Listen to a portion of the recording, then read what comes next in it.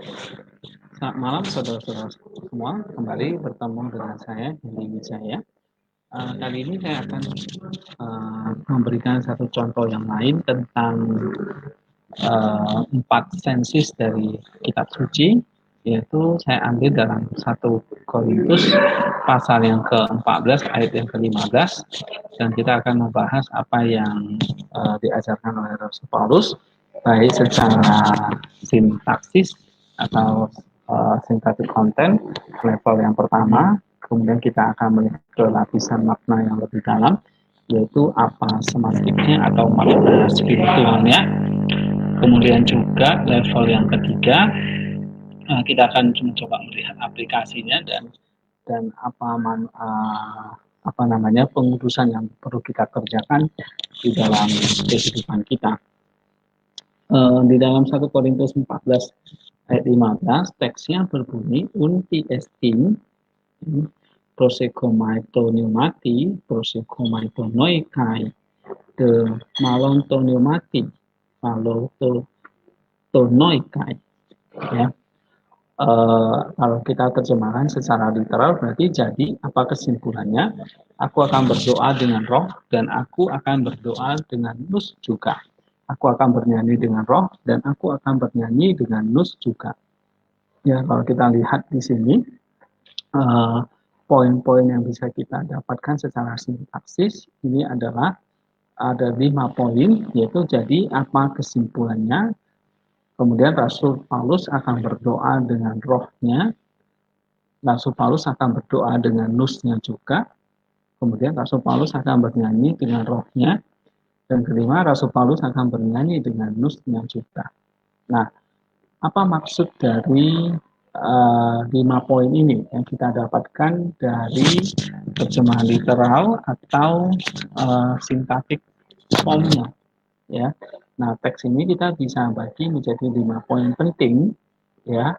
Unti estin yang pertama, lalu prosekomaito neumati, berdoa dengan roh, prosekomaito noikai, berdoa dengan nus, kemudian faloto neumati, ya, bernyanyi dengan roh, kemudian faloto noikai, bernyanyi dengan nus juga. Nah, kita akan lihat apa yang diajarkan oleh Church Fathers, ya, atau teoria atau spiritual ini. Nah, pertama jadi apa kesimpulannya? Nah, teks ini menjelaskan bahwa di bagian sebelumnya Rasul Paulus hendak menyatakan bahwa berbahasa lidah berbeda dengan berdoa. Ya, berbahasa lidah adalah karunia Roh Kudus, di mana bahasa itu adalah kata-kata doa yang dihasilkan oleh roh kita, ya, tetapi bukan oleh nus. Nah, ini kita bisa baca dalam 1 Korintus 14 ayat 13 sampai 14. Jadi apa itu bahasa lidah? Bahasa lidah itu adalah karunia Roh Kudus, di mana bahasa itu adalah kata-kata doa yang dihasilkan oleh roh, tetapi bukan oleh nus. Roh di sini adalah roh kita sendiri, ya, tetapi bukan dihasilkan oleh nus kita. Nah, nus ini adalah akal budi kita atau mata dari roh itu sendiri atau mata spiritual kita. Ya, kita bisa dalam 1 Korintus 14 ayat 13 dan 14. Nah, ini adalah kata-kata doa yang ditujukan kepada Allah, bukan kepada manusia. Ayat yang kedua. Oleh sebab itu, ini adalah satu bahasa lidah itu dihasilkan dalam satu doa yang ditujukan kepada Allah. Tentu kata-kata yang dimengerti oleh roh itu maupun Allah. Nah, kalau Allah itu adalah roh, maka ini adalah kata-kata roh, itulah bahasa lidah. Kata-kata yang bisa dimengerti antara si pendoa dan Allah sendiri, ya. Sehingga ini memang berbahasa lidah ini adalah sifatnya private antara dia dengan Allah. Memang bukan ditujukan untuk dimengerti oleh semua manusia. Ayat yang kedua, ya. Tetapi kalau ditujukan untuk semua manusia, maka ada interpretasinya. Sehingga itulah sebabnya Rasul Paulus menuliskan harus ada yang bisa menerjemahkan, menginterpretasikan, supaya orang lain itu bisa mengerti. Nah, tetapi ini lebih sifatnya adalah hubungan personal, pribadi antara si pendoa dengan Allah. Kata-kata doa yang dimengerti oleh roh orang tersebut, ya. Nah, itulah bahasa lidah atau seringkali bahasa yang populer bahasa roh, ya. Tapi ini adalah kata-kata doa, kata-kata yang dimengerti oleh roh itu dan Allah sendiri, bukan kepada manusia. Nah, untuk orang lain perlu penerjemah atau perlu diterjemahkan, ya. Nah, kita lihat di sini bahasa atau kata-kata doanya, ya, tidak dapat dimengerti oleh orang lain melainkan rohnya sendiri, karena roh itu yang mengucapkan kata-kata tersebut. Dan karunia ini sifatnya personal atau pribadi, yaitu untuk membangun pribadi orang tersebut. Ayat yang keempat, karunia ini akan membangun orang lain atau jemaat jika bahasa itu dapat dimengerti oleh orang lain, seperti yang terjadi di dalam kisah para rasul, kisah 2 ayat 1 sampai 13. Ya, nah ini juga terjadi. Apa yang terjadi dalam bahasa kisah para rasul itu adalah bahasa lidah itu adalah kata-kata yang bisa dimengerti atau jelas bagi orang lain, sehingga butuh penerjemah. Bukan satu jenis bahasa baru seperti yang terjemah lain bahasa roh ayat 9-10. Bahasa lidah atau kata-kata doa pribadi yang tidak dapat dimengerti orang lain akan memberi manfaat jika disertai dengan pernyataan Allah, pengetahuan, nubuat, dan pengajaran yang dapat dimengerti oleh jemaat. Ayat yang ke-6. Dan itulah sebabnya karunia bernubuat lebih berharga daripada berbahasa lidah. Ayat yang ke-5. Sebab tidak ada orang yang mengerti apa yang dikatakan di dalam bahasa lidah itu. Sebab itu, kata Rasul Paulus, ketika seseorang berbahasa lidah, maka hanya rohnya yang bekerja, dan nusnya tidak menghasilkan apa-apa. Ayat yang ke-14. Ini artinya dia tidak mengerti apa yang diucapkan kecuali kalau ada orang lain yang bisa menafsirkan atau menerjemahkannya. Ayat yang kelima. Sedangkan jika orang itu berdoa, maka baik roh dan nusnya turut bekerja, sehingga orang itu mengerti apa yang didoakan atau diucapkan. Ayat yang ke-15. Nah, sama seperti orang itu bernyanyi memuji Allah, baik roh dan nus juga turut bekerja. Ayat yang ke-15. Sebab itu, siapa yang berkata-kata dengan bahasa lidah, ia harus berdoa, supaya ia dapat menafsirkan atau mengerti apa yang dikatakan di dalam bahasa lidah itu. Ayat 13. Sehingga berdoa itu menghasilkan pengertian rohani yang membangun dirinya dan orang lain, sedangkan bahasa lidah hanya membangun dirinya sendiri jika tidak disertai doa atau pengertian bagi orang lain. Lihat ayat 16 sampai 19 ya dalam 2 Korintus ini, 1 Korintus 14 ini. Kemudian kita lanjutkan, di dalam doa, nus dan roh turut bekerja, sehingga logosnya menghasilkan pengertian. Di dalam bahasa lidah, hanya roh yang bekerja, sehingga perlu bantuan doa supaya nus juga turut bekerja dan menghasilkan logos yang mengerti, seperti yang dituliskan oleh Rasul Paulus. Karena itu, siapa yang berkata-kata dengan bahasa lidah, ia harus berdoa supaya ia dapat menafsirkannya. Ayat yang ke-13. Nah, John Chrysostom menjelaskan begini. Here he saw that it is in their power to obtain the gift. Ya, jadi di dalam kuasanya dia memperoleh karunia. For let him pray, says he is, let him contribute his own part. Since if you ask diligently, you will surely receive. Ya, jika kamu berdoa, kamu minta dengan rajin, maka kamu akan menerimanya. Ask accordingly, not to have the gift of tongue only. Jangan hanya meminta karunia bahasa lidah, tapi juga interpretation, bisa menafsirkannya, sehingga kamu berguna untuk orang lain, ya, tidak hanya untuk dirimu sendiri. Dan jika aku berdoa dengan bahasa lidah, ya, rohku berdoa, tetapi pengertianku tidak berbuah atau nusku tidak berbuah. Kamu lihat, ya, derajat dari ini. Oke?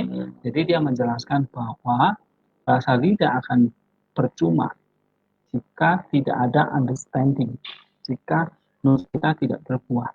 Nah, jika seseorang speak, ya, hanya berbicara dalam bahasa Persia atau bahasa lidah yang asing, tidak dimengerti apa yang dia ucapkan, ya tentu tidak ada gunanya bagi dirinya.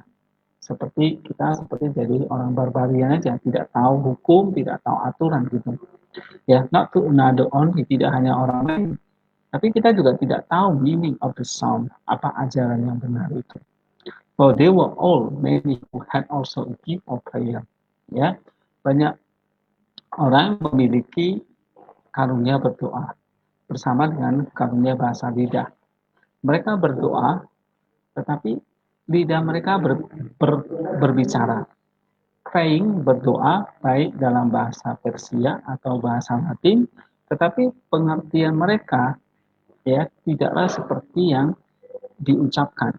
Nah, itulah sebabnya dia berkata, jika aku berdoa dalam bahasa lidah, rohku ikut berdoa. Ini artinya apa? Bahwa karunia yang diberikan kepadaku dan yang menggerak lidahku, tetapi pengertianku tidak bertumbuh, tidak berbuah. Lalu apa gunanya itu? Dan apa kebaikannya? Bagaimana aku bisa responi atau taat kepada Allah? Jadi kita berdoa harus di dalam roh, yaitu karunia, tapi juga dengan pengertian atau nus tadi. Sehingga dia berkata, I will pray with the spirit, aku akan berdoa dengan roh, tapi aku juga akan berdoa dengan pengertianku. Aku akan bernyanyi dengan roh, tapi aku juga akan bernyanyi dengan nusku, pengertianku. Jadi dia menyimpulkan bahwa baik lidah bisa berbicara, tetapi pengertian tidak boleh diabaikan. Ya, dan ini kita tidak boleh bingung. Oleh sebab itu, saudara-saudara, apa yang dikatakan oleh John Chrysostom ini jelas kepada kita bahwa baik itu kita singing, bernyanyi, berdoa, ya, ini adalah satu cara kita berkomunikasi kepada Allah. Ya, karena Allah itu roh, maka komunikasi kita tentu lewat doa, lewat nyanyi, pujian, lewat membaca firman, misalnya, karena Allah itu roh yang kita tidak bisa lihat, kecuali dengan orang lain yang bisa kita lihat, yang kita komunikasinya bisa secara langsung atau pakai handphone dan sebagainya. Tentu kalau Allah itu adalah roh, kita pakai doa, kita pakai nyanyi, kita pakai meditasi atau silence, tetapi Paulus menyimpulkan jangan hanya dengan roh, tetapi dengan nus.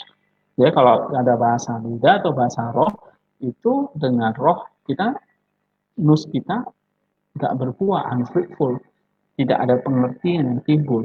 Lalu tidak ada pengertian yang timbul, apa yang mesti kita kerjakan akhirnya? Apa aplikasinya? Dan tidak ada, karena kita tidak punya pengertian, kita tidak tahu apa yang mesti kita kerjakan.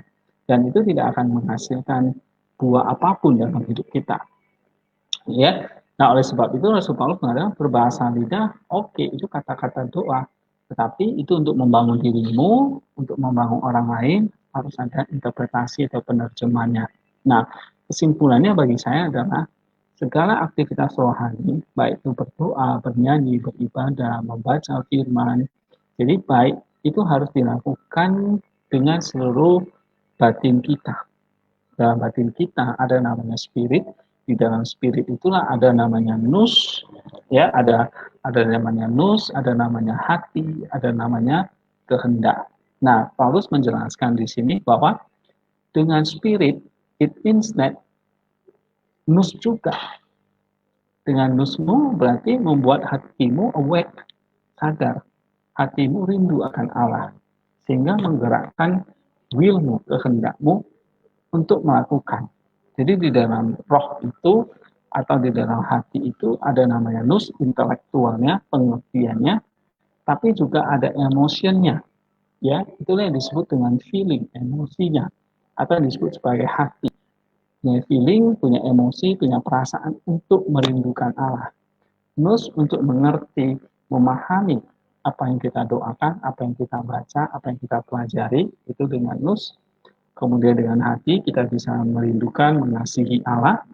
Kemudian dengan kehendak, karsa, kita mengerjakan apa yang kita peroleh dari nus. Nah, itulah artinya kita berdoa dengan seluruh kekuatan spiritual kita, baik roh, nus, dan kehendak kita. Ya, termasuk juga dengan bahasa lidah. Itu bukan hanya untuk menunjukkan orang itu rohani, tetapi harus ditunjukkan dengan sikap perilaku yang dia mengerti apa yang dia doakan, sehingga apa yang dia taati itu sesuai dengan apa yang dia doakan. Oleh sebab itu, bahasa lidah adalah karunia, dari Roh Kudus, tetapi untuk membangun diri itu, membangun orang lain, membangun gereja, dan yang paling penting di sini adalah bukan soal bahasa lidahnya, tetapi baik berdoa, bernyanyi, ataupun dengan aktivitas rohani yang lain, kita berdoa, kita melakukannya itu dengan roh dan nus, artinya dengan segenap atau seluruh aspek spiritual kita, yaitu roh, nus, hati, emotion, dan juga segenap kekuatan kita. Ya, kalau kita baca mengasihi Allah itu harus dengan segenap hati, jiwa, pikiran, dan kekuatan. Mungkin ini yang bisa saya bagikan tentang 1 Korintus 14 ayat 15 ini. Semoga menolong kita untuk bisa mengerjakan apa yang Tuhan kehendaki. Sampai ketemu pada kesempatan yang lain. God bless us.